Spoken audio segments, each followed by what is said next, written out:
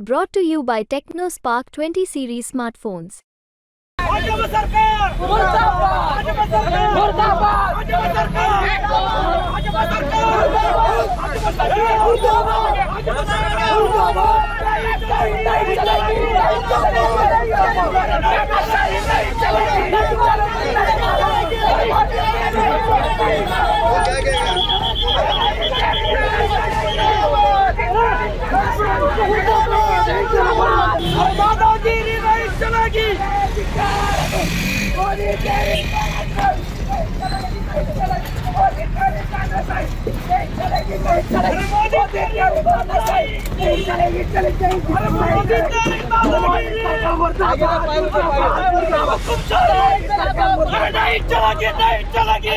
ही प्रचंड मोठी दडप आम्ही आमचं मत व्यक्त करायला सुद्धा आम्हाला बंदी आहे की हुकुमशाहीच्या विरोधात कोल्हापुरात आम्ही एल्गार करतो. अब की बार बीजेपी तडीपार. काय नेमकी दडपशाही वाटते का ही सगळी? आता निश्चित दडपशाही नाही आहे, प्रचंड मोठी दडपशाही सुरू आहे या भारतामध्ये.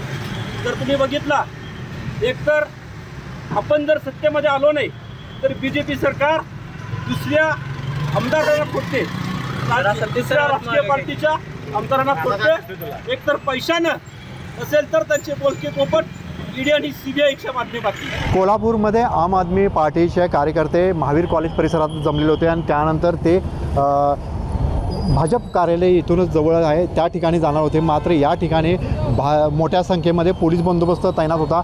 या ठिकाणी हे कार्यकर्ते आल्यानंतर पोलिसांच्या आणि कार्यकर्ते म्हणजे अक्षरशः झटापटी झाल्या.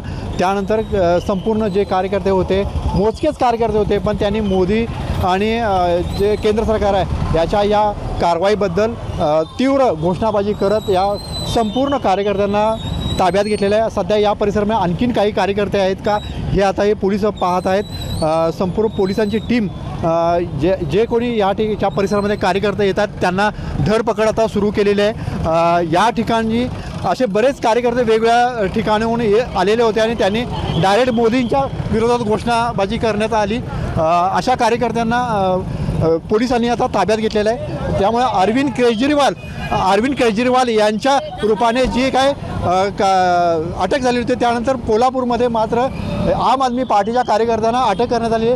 पोलीस सर्च ऑपरेशन करतात या ठिकाणी. संपूर्ण परिसरामध्ये ज्या ठिकाणी आंदोलनकर्ते येणार होते त्या ठिकाणी त्यांनी पाहणी करून जे आंदोलन करतात त्यांना ताब्यात घेण्याचं काम सध्या पोलीस दलाच्याकडून करण्यात येत आहे. दीपक सूर्यवंशी, कोल्हापूर, मुंबई तक.